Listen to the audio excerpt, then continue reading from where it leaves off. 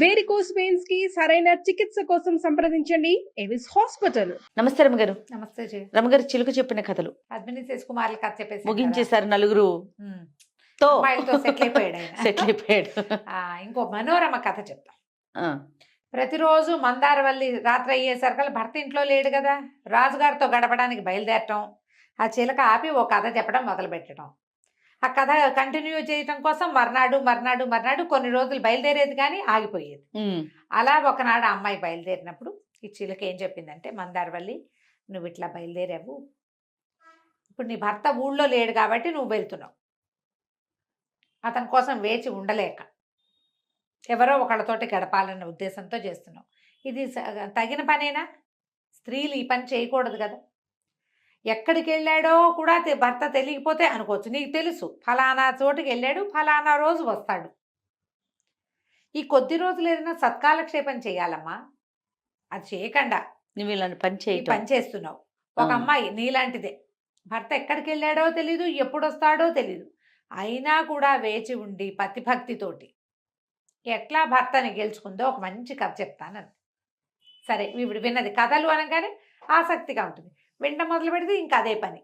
ఏం చెప్పిందంటే, పూర్వం వినుతగిరి అనే ఒక పట్టణానికి వినయశీలుడని ఒక రాజుగారు ఉండేవాడు.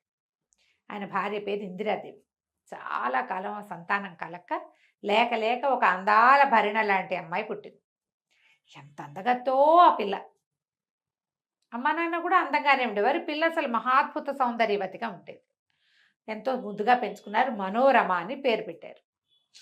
పెంచుకున్నారు. పిల్ల కొంచెం 13-12 ఏళ్ళు వచ్చేసరికల్లా ఊళ్ళో వాళ్ళంతా అనేవాళ్ళు, ఇంత చక్కటి పిల్లకి అసలు భర్త ఎట్టా దొరుకుతాడు అని. ఆ పిల్లకి 13 ఏళ్ళు 14 ఏళ్ళు రాగానే దేశాల నుంచి రాజకుమారుల చిత్రపటాలు తెప్పించారు. ఏ పటం పెట్టి చూసినా ఈ పిల్లకి బాగుండదే, ఈ పిల్ల పక్కన సరితూగట్లేదు, సరిజోడుగా లేరు. చూడగా ఆయనకి తమ పురోహితుడు అన్నాడు, ఇంకా వివాహం చేసేయాలి ప్రభు, సమయం దాటిపోతుంది, 16 ఏళ్ళు వచ్చేస్తుంది అమ్మాయికి, ఇక మంచిది కాదు, ఇట్లా ఉంచము, రాచకాన్ని వెళ్ళి 16 నిండాక ఉంచకూడదు అని ఆయన ఖచ్చితంగా చెప్పాడు. చెప్పేసరికి ఈయన అన్నాడు, నేనేం చేయను, ఎంతమందివో చిత్రపటాలు తెప్పించాం, ఒక్క పటం కూడా పిల్లకి సరితూగే పటం లేదు. సరే, ఒక పని చేయండి, మీరే వెతుక్కురండి, ఎవరైనా మీరు చూస్తే నేను చూసినట్టే అనేసరికి ఈయన అన్నాడు, అమ్మాయిది ఒక చిత్రపటం రాయించి ఇవ్వండి అంటే, ఈయన రత్నపు టుంగరం మీద అమ్మాయి ముఖం గీయించి ఇచ్చాడు. రత్నం మీద గీయించిస్తే ఆ రత్నం పుచ్చుకొని మన పురోహితుడు బయలుదేరాడు. రాజోచితంగా ఇంకేదో గుర్రం, ఒక సైనికుడు, ఒక తోడు ఏర్పరిచారు. అన్ని రాజ్యాలకు వెళ్ళి రాజకుమారులను చూసి, ఏ కుమారుడు బాగుంటే వీళ్ళకి ఒక్కతే పిల్ల, రాజకుమారుడు 3వ వాడో 36వ వాడైనా మనకు వచ్చిన ఇబ్బంది ఏం లేదు, ఆయనే రాజు అవుతాడు కదా. అందుకని అట్లా వెతకటం మొదలుపెట్టాడు. ఏమీ కుదరలా. ఎన్ని ఊళ్ళో తిరిగాడు. ఒకనాటి రాత్రి ఒక అడవి ఇదేలో ఒక నదీ తీరంలో విశ్రమించాడు. అదే టైంకి ఇంకెక్కడి నుంచో కొంతమంది పురోహితులు, కాస్త ఒక రాజ్యాధికారి, ఒక ఆయన రాజాధికారి వచ్చారు. వాళ్ళు కూడా సరే, ఏ ఊరండి ఏమిటి అని మాట్లాడుకున్నారు. చంద్రగిరి నగరానికి రాజుగారికి కీర్తిచంద్రుడు అని ఒక కుమారుడు ఉన్నాడు. వాళ్ళు ఏం చెప్పారంటే, మా రాజుగారి అబ్బాయి మహాద్భుత సౌందర్యవంతుడు, ఎక్కడా పిల్లలు దొరకటం లేదు, మరి ఎవరైనా అందమైన పిల్ల, రాజకుమార్తె కాకపోయినా పర్వాలేదు, పిల్ల చక్కగా సౌందర్యవతిగా కావాలని రాజుగారు రాణిగారు అనుకుంటున్నారు కాబట్టి మేము బయలుదేరామని చెప్పారు. చెప్పేసరికల్లా ఈయన అన్నాడు, సరే పటం చూపించండి కుర్రాడిది అన్నాడు. అనేసరికి అప్పుడు కుర్రాడి పటం చూసి ఈయన ఆశ్చర్యపడి, ఎంత బాగున్నాడు. ఈయన తన దగ్గర ఉన్నటువంటి మనోరమ చిత్రపటాన్ని చూపించాడు. వజ్రం మీద ఉంది కదా, ఉంగరం మీద. చూస్తే పిల్లాడు ఒకళ్ళకొకళ్ళు సరిపోయేలాగా ఉన్నారు. ఎంతో బాగుంది, చాలా బాగుందని ఈయన ఏం చెప్పాడంటే, మా రాజుగారు తన కుమారుడు చూడక్కర్లేదన్నారు. నేను సంబంధాన్ని నిశ్చయం చేసుకోవడం, అప్పట్ల కాలంలో అలా జరిగేది, సంబంధాన్ని నిశ్చయం చేసుకోవడం, సుముహూర్తం నిర్ణయించుకోవటమే. సుముహూర్తం నిర్ణయించి పిల్లలు నంపి వచ్చేసేయండి అని చెప్పారు. కాబట్టి ఈ అబ్బాయికి మా రాజుగారి అమ్మాయిని ఇస్తాం అని మాట్లాడేసుకున్నారు పురోహితులు. మాట్లాడుకుని అక్కడికి కబురు చేశారు. వీళ్ళు వెనక్కి వెళ్ళిపోయారు నగరానికి, ఫలానా రాజుగారి అమ్మాయితో మన అబ్బాయికి పెళ్లి సంబంధం కుదిర్చేసాము, వెళ్ళిపోదామని. ఈయన ఏం చేశాడు, పురోహితుడు మళ్ళీ వెనక్కి తన సామాన్లతోటి వెనక్కి బయలుదేరి వెళ్ళి రాజుగారి దగ్గరికి వెళ్ళిపోయాడు. వెళ్ళి ఆయన వినయవర్మకి చెప్పాడు, ఇట్లా ఫలానా రాజుగారికి అబ్బాయి కీర్తిచంద్రుడు మహాద్భుతంగా ఉన్నాడు, పిల్లడు చాలా బాగున్నాడు, మన అమ్మాయికి తగిన వయసు 22-23 సంవత్సరాలు ఉన్నాయి పిల్లవాడికి అనేసరికల్లా సరే ఉత్తరాలు రాసి పంపించారు, మా అమ్మాయిని పెళ్లి చేసుకోవడానికి రండి అని. వాళ్ళు ఒక 20 రోజులు, నెల రోజులు గడిచేసరికి వాళ్ళు మొత్తం మంది మార్బలంతో వచ్చారు పెళ్ళికి. పెళ్ళంతా చక్కగా జరిగింది. పెళ్లి జరిగింది బ్రహ్మాండంగా. అమ్మాయి అబ్బాయి అసలు 2 కళ్ళు చూడడానికి చాలేదట. రంభానాల కూబర్లే ఉన్నారు. రంభానాల కూబర్లు అంటే సామాన్యమైన వాళ్ళు కాదనమాట, అదే అదే. మహాద్భుత సౌందర్యవంతులు. మొత్తం ప్రజలంతా సంతోషించారు. సరే మేము పిల్లాడిని 1 నెల రోజులు అట్టి పెట్టుకుని అప్పుడు పిల్లని కాపురానికి పంపుతామన్నారు. సరే వాళ్ళు అడిగారు, పంపించండి కొంతకాలం, తర్వాత మీ కుమారుడు ఇంకొంచెం పెద్దవాడు అయ్యాక అప్పుడు మీ రాజ్యానికి రాజు అవుతాడు, ఈ లోపల మీకు కుమారులు కలగకపోతే అంతవరకు మీరే పరిపాలించుకోండి అన్నారు. ఇప్పటి కాలంలో లాగా పెళ్ళవగానే మీ ఆస్తి మాకు రాసేయండి అనలా. మరి అమ్మా నాన్న బతుకుండగానే ఆస్తి అంతా మీ పరం చేస్తే వాళ్ళు ఏం తిని బతకాలి ఏమిటో మరి. ఇప్పుడు మన కాలం అంతా అటకే చచ్చింది. ఇచ్చేయండి మాకు ఇచ్చేయండి అని. సరే వాళ్ళు కాస్త రాజుగారు కీర్తిచంద్రుడి అమ్మ నాన్న మంది మార్బలం మొత్తం పటాపటాలం అంతా వెళ్ళిపోయింది. ఓ నెల రోజుల పాటు పిల్లాడు చక్కగా కులాసాగా ఇక్కడ గడిపారు. వెలుగుళ్ళో గడిపిన తర్వాత అప్పుడు బయలుదేరితే సరే బోల్డంతా సామాన్లు అవి ఇచ్చారు. ధనరాశులు ఎన్నో వజ్రాలు, ఎన్నో నగలు, ఎంతో మంది సైన్యం, తర్వాత ఏమో దాసదాసీగణం, అమ్మాయి తాలూకు బాల తొడుగు అన్నీ ఇచ్చి పంపిస్తే ఒక మధ్యదారిలో అడవి ఒకటి తగిలింది. ఆ ఊరు నుంచి ఈ ఊరు ప్రయాణం అవడానికి 11 రోజులు, 9 రోజుల నుంచి 11 రోజులు పడుతుంది. ప్రయాణాలు చేసేవాళ్ళు అట్లా. సరే మధ్యరాత్రి ఒక అడవిలో ఆగారు. అది మామూలు అడవిగా కాకుండా ఒక డెవలప్డ్ ఇదనమాట, ఏమనాలి, మన పార్క్ లాంటిది, ఉద్యానవనం. అడవిలోనే రాజకుమారులు వాళ్ళు ఆ రాజ్యం వాళ్ళు తిరగడం కోసం ఏర్పరచుకున్నారు. పెద్ద పెద్ద మల్లె పొదలు చాలా బాగున్నాయి. ఎండాకాలం వచ్చింది కాబట్టి బాగా మల్లెలు విరబూసి ఎంత బాగున్నాయో. అందరికీ పటకుటీరాలు ఏర్పాటు చేశారు. ఈ పిల్లాడు ఏం చేశారు, కీర్తిచంద్రుడు మనోరమ ఇంత విరగబూసిన మల్లె తోటలు ఉంటే మనం పోయి లోపల పడుకోవటం ఏంటని రాత్రంతా సద్దుమణికి ఎవరి దారిని వాళ్ళు విశ్రమించాక రాజకుమారుడే తనే స్వయంగా ఓ మంచం తెచ్చి ఓ మల్లె పొద పక్కన వేశాడు.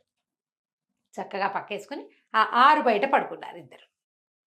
అంత మల్లెల వాసనలు గుబాళిస్తున్నాయి, ఎంత బాగుందో అని. అక్కడి నుంచి ఏమైంది, తెల్లవారుజామున కొంచెం ఇంకొక గంటలో తెల్లవారుతుంది అనగా ఇద్దరు భార్య భర్త ఒకళ్ళనొకళ్ళు కావలించుకుని పడుకుని ఉన్నారు. కొంచెం చల్లగా కూడా అయిపోతుంది తెల్లవారుజామున. ఆ అవతల చెట్ల మీద ఒక పెద్ద గండబేరుండ పక్షి ఒకటి కూర్చున్న పక్షి ఈ భార్య కావలించుకుని నిద్రపోతున్న వాడిని అలాగా ఆ అమ్మాయి చేతులు ఊడదీసి వాడిని ఎత్తుకుని వెళ్ళిపోయింది. ఈ పిల్ల నిద్రపోతోంది. తెల్లారింది, చేలికత్తులు వాళ్ళు వీళ్ళు మరి బోళ్ళంతా వచ్చింది కదా, దాసదాసి గణం అంతా. అందరూ కిలకిల్లాడుతూ పటకుటీరంలో చూశారు, ఎవరూ లేరు కుటీరంలో, మంచం కూడా లేదు.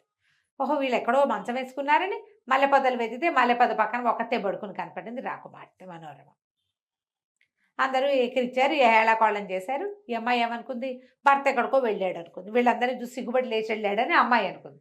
10 నిమిషాలు చూశారు, పావుగంట చూశారు. ఈ లోపల రాజకుమారుడికి సేవ చేసే ఆయన సొంత గణం ఉందిగా, వాళ్ళు వచ్చారు. బాబేడన్నారు, బాబులేడు, ఏం లేడు. ఇక వెతికారు దొరకలేదు. కొన్ని దిగితే చెప్పులు వేసుకెళ్ళాలి, చెప్పులేమో కుర్చీ ఇక్కడ మంచ కింద ఉన్నాయి. అక్కడికి ఆడపిల్లలు అంటూనే ఉన్నారు, చెప్పులు ఇక్కడే ఉన్నాయి, అబ్బాయి గారు ఇక్కడెక్కడో చెట్ల వెనకాల దాక్కున్నాడని. ఎక్కడా దొరకలేదు, అల్లుడు గారు దొరకలేదు. ఇక లబోదిబోమని ఏడ్చింది పిల్ల. ఏం చేయాలో తెలియలే.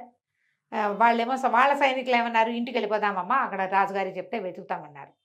ఏ మొహం పెట్టుకుని మొగుడు లేకుండా అత్తారింటికి వెళ్తాను నేను, కొత్త పెళ్లి కూతుర్ని, అబ్బాయి ఎక్కడ మాయమైపోయాడని చెప్పలేను కదా అని ఏడ్చింది. నేను రాను, నేను ఇక్కడే ఉంటానంటే ఈ దాసీలు చెలికత్తెలు వీళ్ళంతా బతంలాడి, అమ్మ ఎందుకు అంత బాధపడద్దు, వాళ్ళకి కబురు చేద్దాం, వాళ్ళు పోయి వాళ్ళకి చెప్తారు, మనమేమో మన ఇంటికి వెళ్ళిపోదాం, నాన్నగారి దగ్గర ఉందు కానీ నాన్న కొంతమందిని పంపిస్తాడు, మీ మామగారు కొంతమందిని పంపిస్తాడు, వెతుకుదాం, కార్తాంతికుల్ని కనుక్కుందాం అని చెప్పి పిల్లని అయ్యేడుస్తున్న రాజకుమార్తెని బతిమలాడుకుని మొత్తానికి మళ్ళీ పల్లకిల్లు గుర్రాలు ఎక్కించి ఆ గుంపటు పోయి ఈ గుంపిటి వచ్చేసారు. వాళ్ళంతా అక్కడికి వెళ్ళి ఫలానా చోట రాజకుమారుడు మాయమైపోయాడని అడవంతా గాలించామని ఒక్క ఆకు చెట్టు కూడా పొద కూడా వదల్ల వాళ్ళు ఎక్కడా కనపడలేదు. రాజకుమారుడు రాత్రి దుస్తులతోటే మాయమయ్యాడు, కనపడలేదు. ఈ పిల్ల ఇంటికి వచ్చి ఏడుస్తూ ఉండేది. సరే వాళ్ళ అమ్మ ఏమంది, అమ్మ ఇట్లా ఏడవద్దు, మనకి కులదేవత సావిత్రిదేవి, రోజు అమ్మవారిని అర్చించు, వివాహమై 1 నెల రోజులైంది, మరి ఇట్లా భర్త మాయమైపోవటం అంటే నీది జాతకం బాగుండలేదని అదని అంటారు. అమ్మవారిని కనుక అర్చించామంటే జాతకం బాగుపడుతుంది, పరిస్థితి బాగుపడుతుందని బాగా నచ్చజెప్పి పిల్ల రోజు సావిత్రిదేవికి జపం చేసుకోవటం మొదలుపెట్టి ఈ మాయమైపోయిన వాడు ఏమయ్యాడు? ఈ కుర్రాన్ని ఎత్తుకుని వెళ్ళిపోయిన గండభేరుండము ఎక్కడికెక్కడికో తీసుకెళ్ళిపోయి జంబూ ద్వీపం అని ఒక ద్వీపంలోకి తీసుకుపోయి అక్కడ పెద్ద మేడ ఉంది దానికి. దానికే దానికే తీసుకుపోయి ఆ మేడలో ఒక గదిలో పడుకోబెట్టి తన దారిని తను పోయి తన గదిలో అది విశ్రమించడానికి వెళ్ళిపోయింది. తెల్లారిపోయింది. పగలు పడుకుంటుంది గండభైరుండం. తెల్లారేసరికల్లా అదే మేడలో ఇంకో గదిలో చక్కగా నిద్రిస్తున్న ఒక అందాల భరిణ లాంటి ఒక పిల్ల నిద్రలేచి అమ్మొచ్చిందా అని చూసుకోవడానికి అన్ని గదులు చూస్తూ ఈ గదిలో పడుకునున్న కీర్తిచంద్రుడిని చూసింది. తెల్లపోయింది. ఆ పిల్ల ఎప్పుడు మగవాళ్ళని చూడలేదు, దానికి తెలుసు కథల్లో, ఇట్లా ప్రత్యక్షంగా చూడలే. దగ్గరికి వెళ్ళి నుంచుంది. 23 ఏళ్ళు ఉన్నాయి అబ్బాయికి. పైగా 4 రోజుల నుంచి అత్తారింట్లో బాగా పోషణ అది జరిగి నున్నగా నిగనిగలాడుతూ బాగున్నాడు. రాజకుమారుడల్లే వస్త్రాలు, రాత్రిపూట కోసం పల్చటి పంచ ఒకటి ధరించున్నాడు. చూస్తూ నుంచుంది. వాడికి మెలకు రాల. ఇంతలో ఏమైంది, ఈ పిల్ల లేచి వచ్చిన సందడి విని ఆవిడ ఆ గండభైరుండం బయటకు వచ్చింది. పెద్ద పక్షి వచ్చి అమ్మాయికి చెప్పింది, అమ్మాయి తారావళి నీకోసమే తెచ్చా. సంవత్సరం 10 నెలల నుంచి వెతుకుతున్నా నీకు అనురూపమైన వరుడు కోసం. వీడు తన భార్యతో కూడి పడుకుని ఉన్నాడు. ఇతన్ని తీసుకొచ్చాను. హాయిగా గాంధర్వ వివాహం చేసుకుని ఇతనితో గడుపు. నీకు తోచట్లేదు కదా, నీకోసమే తీసుకొచ్చానంత. వీడు నిద్ర లేచి చూసుకున్నాడు. అబ్బాయి నిద్రలేస్తే ఏముంది, ఇక దేవతో అందగత్తైన ఒక పిల్ల ఒకతుంది. ఆ గండభైరుండం నుంచునుంది అక్కడ. నిర్కాంతపోయాడు. నేను ఇక్కడికి ఎటా వచ్చాను, ఏమైందన్నాడు. అంటే తారావళి ఏమంది, నేను ఒక అప్సర కన్యని, నాకు 5 సంవత్సరాల వయసు ఉన్నప్పుడు నన్ను ఈ గండభైరుండం ఎత్తుకొచ్చేసింది. ఇక నన్ను తల్లిలాగానే సాకింది. నా తిండి తిప్పలు నాకు కావాల్సినవి అన్నీ తనే చూసింది. నేను ఒక్కదాన్నే ఈ జంబూ ద్వీపంలో ఇక్కడ ఉంచింది. గంధర్వకాంతనే నేను, అప్సరస కాంత, ఇక అలాగనుకో, దేవజాతి. చాలా చిన్నతనం నుంచి దీంతోటే ఉన్నాను. నిన్ను నా కోసం గిఫ్ట్గా తీసుకొచ్చింది. చక్కగా నన్ను వివాహం చేసుకుని హాయిగా ఉండు నాతో పాటు, ఇక్కడ మనకు కావాల్సినవన్నీ దొరుకుతాయి, ఎంత కాలక్షేపమో ఉంది ఇక్కడ అని చెప్పి ఆ అబ్బాయిని వాళ్ళు పెంచుకుంది. వీరికి గుర్తొస్తోంది భార్య. 30 రోజులు అయింది పెళ్ళై, రాజకుమార్తెను రోడ్డు మీద వదిలిపెట్టి వచ్చేసానని తెలుసు. మరి ఏం చేస్తాడు, అతనితో పాటే ఆ అమ్మాయితో పాటే ఉండటం మొదలుపెట్టాడు. ఉండగా ఓ రోజు ఏదో ఒక నిద్రపోతే కళ వచ్చింది. భార్య తన కోసం ఏడుస్తున్నట్టు కళ్ళ నీళ్ళు పెట్టుకుంటూ లేచి కూర్చున్నాడు. కూర్చునేసరికల్లా ఈ అమ్మాయి అడిగింది. అమ్మాయికి వచ్చి కావలిచ్చుకుంది. నువ్వేమిటి యాక్టివ్గా లేవు, ఇవాళ ఎందుకు ఇట్లా ఉన్నావు, ఏం జరిగిందంటే, నేనేం చేయను, రాజకుమార్తెను పెళ్లి చేసుకున్నాను. దారి మధ్యలో మేము విశ్రమించాం. మేమేమో నన్ను తీసుకొచ్చేసింది. పాప నా భార్య ఏమైందో, మా అమ్మ నాన్న అమ్మాయిని తీసుకున్నారో లేదో నాకు తెలియదు. వాళ్ళ అమ్మ నాన్న ఏమంటున్నారో. ఇట్లా వివాహమైన 4 రోజులకి భర్త మాయమైతే స్త్రీని ఎన్ని మాటలు అంటారో మా దేశంలో. చెప్పాడు. ఆ అమ్మాయి తప్పేమీ లేకుండానే, మనోరమ తప్పేమీ లేకుండానే ఎన్ని మాటలు పడుతుందో, ఎంత దిగులు పడుతుందో, ఎంత అవమానపడుతోందో. చాలా బాధగా ఉందంటే ఇవి కూడా కొంచెం ఆలోచించింది తారావళి. ఆలోచించి ఏమంది, సరే ఓ పని చెయ్యి, నువ్వు ప్రతి శుక్రవారం మా అమ్మ తీసుకెళ్ళి నిన్ను విడిచిపెడుతుంది, అక్కడ నీ భార్యతో గడుపు.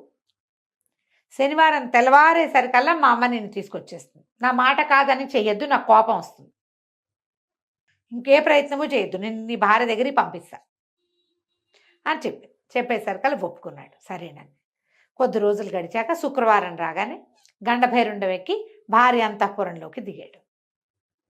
ఇట సడన్గా వచ్చిన భర్తను చూసి ఆశ్చర్యపోయింది. చక్కగా పువ్వులతో పూజ చేసుకుంది. ఇద్దరు ఏకసయ్యాగతులయ్యారు. తెల్లవారేసరికల్లా జంపు. కొన్ని వారాల పాటు ఇట్లాగే నడిచింది. తను ఎవరికి చెప్పలేదా?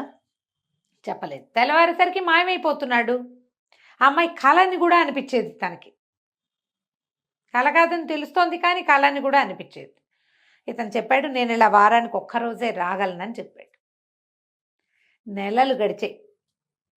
మానవుల్లో ఏముంది, గర్భాలు వచ్చేస్తాయి సింపుల్గా. అమ్మాయి దేవయోని కాబట్టి అక్కడున్న తారావళికి ఏమీ అవ్వదు. వాళ్ళ గర్భాల్లో అప్సరసలకి గంధర్వులకి గర్భం ధరించే అవకాశమే లేదు. కానీ కథల్లో కుమార్తెలు, గంధర్వుల కుమార్తె, యక్ష రాజకుమార్తె అలాంటివి చెప్తారు. అప్సరసలకి సంతానం కలగదని అనుకుంటాను నేను. కానీ మేనకకి సంతానం ఉంది. ఆమె అప్సరసే కదా, అప్సరసే కదా. ఈమెకు మాత్రం అలాంటి గర్భావస్థ కలగలేదు. మనోరమకు మాత్రం 1 నెల 2 నెలలు గడిచేసరికల్లా ప్రెగ్నెన్సీ కన్ఫర్మ్ అయిపోయింది. చాకలి వచ్చి చెప్పింది, అమ్మాయికి చీరలు చాలటం లేదు, చూసుకోండి అని. చూసుకోమంటే రాణి గారు వచ్చి పరిశీలించి పరీక్షించి అన్నీ కనుక్కొని చూస్తే పిల్ల గర్భవతి.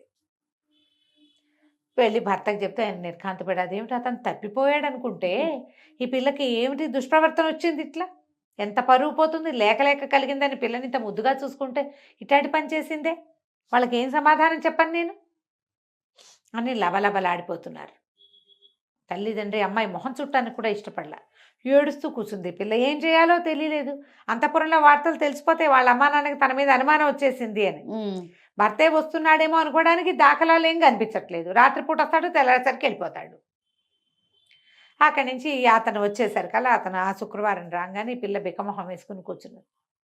ఎందుకు ఇట్లా ఉన్నావు, ఏమైంది ఏమైందంటే ఈ గర్భం విషయం తెలిసిపోయింది అందరికీ, నేనేదో దుష్ప్రవర్తనకు లోనయ్యానని వాళ్ళు అనుమానపడుతున్నారు.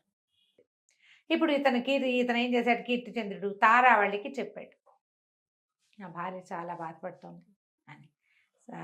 అనేసరికల్లా ఈ అమ్మాయి ఏమంది, నాకు కూడా అదే ఆశ్చర్యంగా ఉంది, నేను ఇంత మహాద్భుత సౌందర్యవతిని, నాకంటే ఎంత అందంగా ఉందో ఆ అమ్మాయి అంటే, అంత పంచప్రాణాలుగా ఉన్నావు నీ భార్య అంటే, నాకు చూడాలనుంది అని చెప్తే కీర్తిచంద్రుడు అన్నాడు, మహాద్భుత సౌందర్యవతివి, నువ్వేమో దైవయోనివి, నీకు తుచ్చ మానవ జాతి మాకు పోలికేమిటి,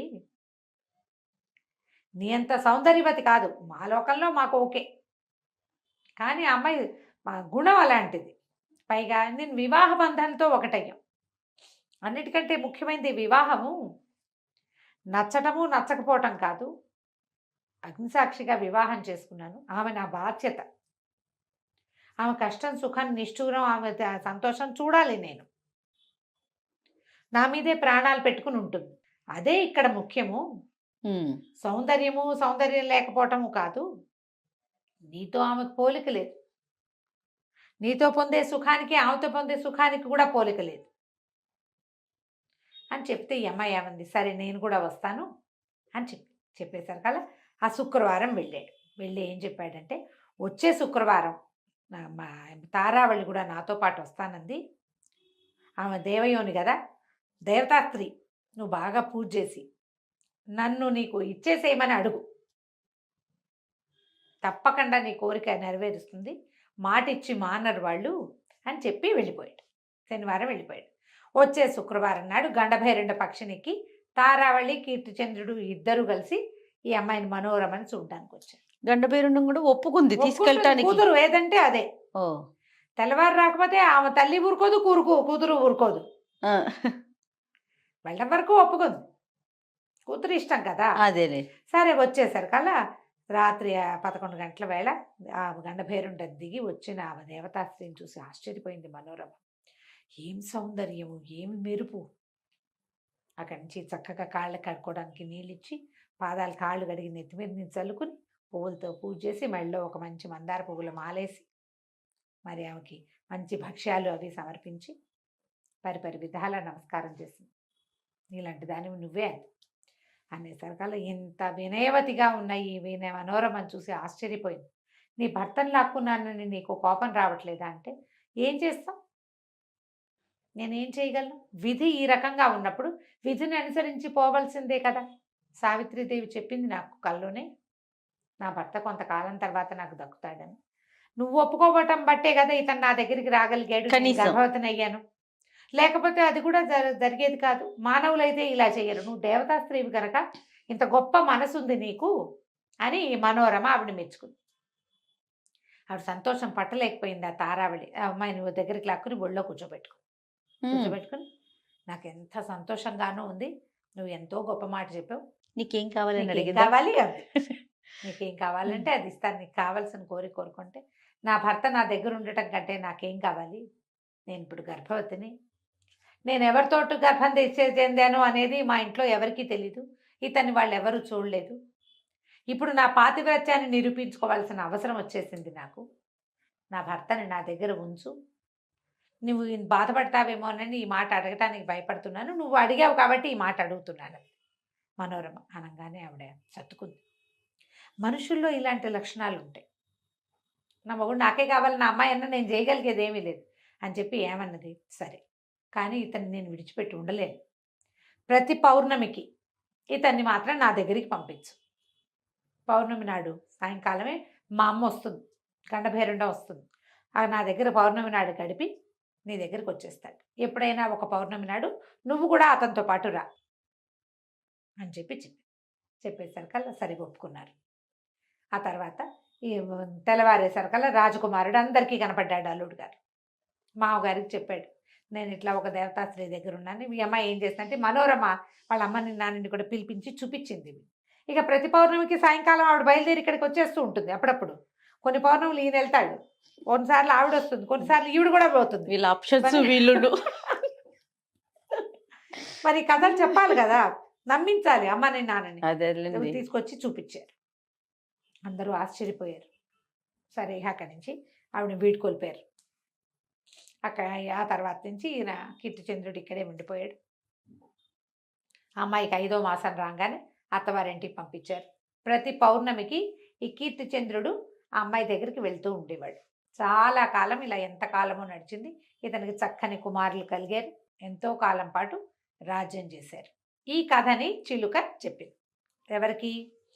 మంజుభాషిణికి, వర్తకుడి భార్యకి. చూసావా, పాతివ్రత్యంతో ఎక్కడికో తెలియని లోకాల్లోకి వెళ్ళిపోయిన వాడిని, ఎవరో తెలియని మహాద్భుత సౌందర్యవతి తీసుకుపోయిన వాడిని సాధించుకుంది అమ్మడు, తిరిగి తెచ్చుకుంది అనగానే ఈ మంజుభాషిణి నిర్ఘాంతపోయింది. పాతివ్రత్య మహిమ ఇది కదా, నేను అనవసరంగా తాత్కాలికమైన ఒక సంతోషం కోసం ఇట్లా రాజు దగ్గరికి వెళ్ళాలనుకున్నాను. నేను ఇంకెప్పుడు ఈ పని చేయదు. పతివ్రతలు అంటే వీళ్ళు, ఇది కదా చేయవలసింది భారత స్త్రీ అని చెప్పి చిలుకకి పదే కృతజ్ఞతలు చెప్పింది. నువ్వు ఎక్కడ దానవో, నన్ను దారిలో పెట్టావు, నువ్వు చెప్పిన కథలన్నీ ఇలాగే వీళ్ళ వాళ్ళతో వెళ్ళిపోయేవి. చివరి కథ అసలైన కథ. పాతివ్రత్య మహిమ తెలుసుకుని నేను ఇంకా ఎప్పుడు ఎవరి దగ్గరికి వెళ్ళను. రాజు కబురు చేయట్లా, ఈవిడే వెళ్ళిపోవాలనుకుంటుంది. ఏ రోజు కాదు, అప్పుడు చెప్పాడంతే మొదట. ఆ తర్వాత ఇంకా వెళ్ళనని చిలుకతోటి ఉండిపోయింది. రోజులు గడిచిన తర్వాత వ్యాపారస్తుడు ఇంటికి వచ్చాడు. ఆయన వచ్చాడు, శెట్టి గారు వచ్చి, సరే భార్య చెప్పింది, నేను దారి తప్పబోయాను, ఈ చిలుకే నన్ను రక్షించింది, పరిపరి విధాలుగా మాట్లాడని చిలుక సంగతి చెప్పింది. అప్పుడు ఈ చిలుకకి చాలా ఎన్నో విధాలా థ్యాంక్స్ చెప్పాడట శెట్టి గారు. థ్యాంక్స్ చెప్తే చిలుక తన అసలు సంగతి ఏమిటో చెప్పింది. ఏం చెప్పిందో మనం వచ్చే భాగంలో తెలుసుకుందాం. మనోరమ కథ 2 పార్ట్లు చెప్పేశాం, అంతే. చిలుక కథ లాస్ట్ పార్ట్ చెప్దాం.